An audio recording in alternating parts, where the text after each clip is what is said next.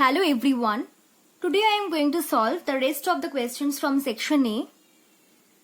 So question number 8 is, arrange the following telescopes where D is the telescope diameter and lambda is the wavelength in order of decreasing resolving power.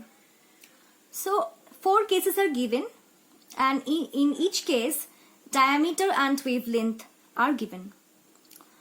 We have to find the decreasing order of the resolving power. So to solve this question, we have to know the formula of the resolving power of a telescope. So what is the formula? Resolving power of a telescope equals to 1.22 D by lambda, where D is the diameter, telescope diameter, and lambda is the wavelength. So we have to find in which case the resolving power is the most and which is the least. So for case 1, D equals to 100 meter, lambda equals 21 centimeter. So D by lambda equals to 100 meter by 21 centimeter equals to 100 by equals to 100 meter by 21 into 10 to the power minus 2 meter. Next case 2, D equals to 2 meter, lambda equals to 500 nanometer. So D by lambda equals to 2 by 500 into 10 to the power minus 9. Case 3, D equals to 1 meter, lambda equals to 100 nanometer. So D by lambda equals to 1 by 100 into 10 to the power minus 9. And case 4, D equals to 2 meter, lambda is equals to 10 millimeter. So D by lambda equals to 2 meter by 10 into 10 to the power minus 3 meter. So we have to calculate the values of D by lambda so that we can get a decreasing resolving power, decreasing order of resolving power. So by seeing the expressions, we can say that in case of 2 and 3, the value of the resolving power is the greatest. So after calculating all this, we are getting the resolving power of 3 is the most, that is this. It is equals to 10 to the power 7, and then the value of 2. It is equals to 4 into 10 to the power 6. So first is 3, option is D. Now let's move on to the next question. The next question 9 is, metallic lithium has BCC crystal structure. Each unit cell is a cube of site A. The number of atoms per unit volume is.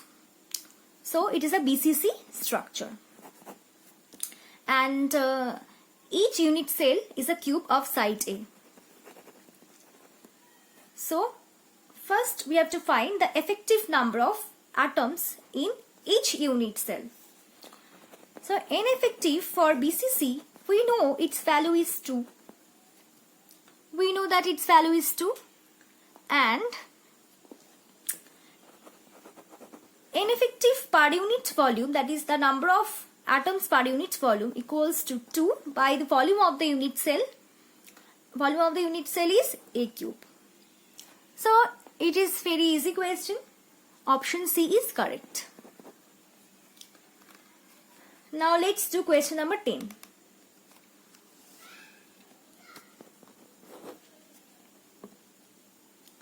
The moment of inertia of a solid sphere, radius r and mass m, about the axis which is at a distance of r by 2 from the center is. So A solid sphere is given, radius is r and mass is m.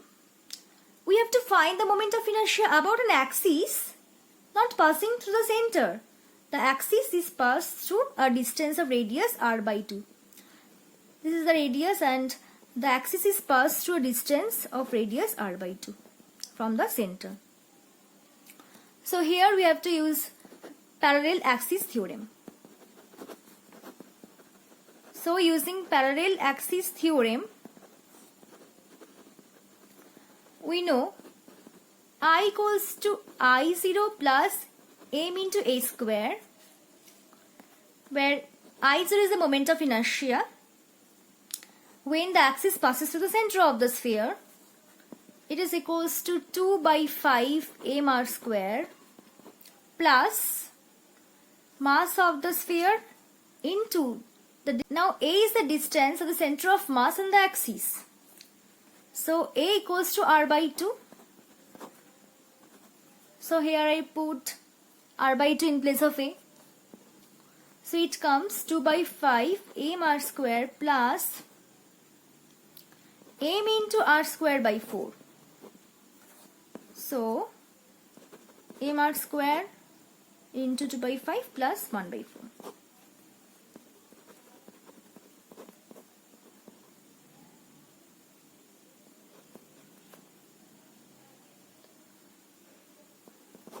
So it comes 13 by 20 mr square. Option C is correct.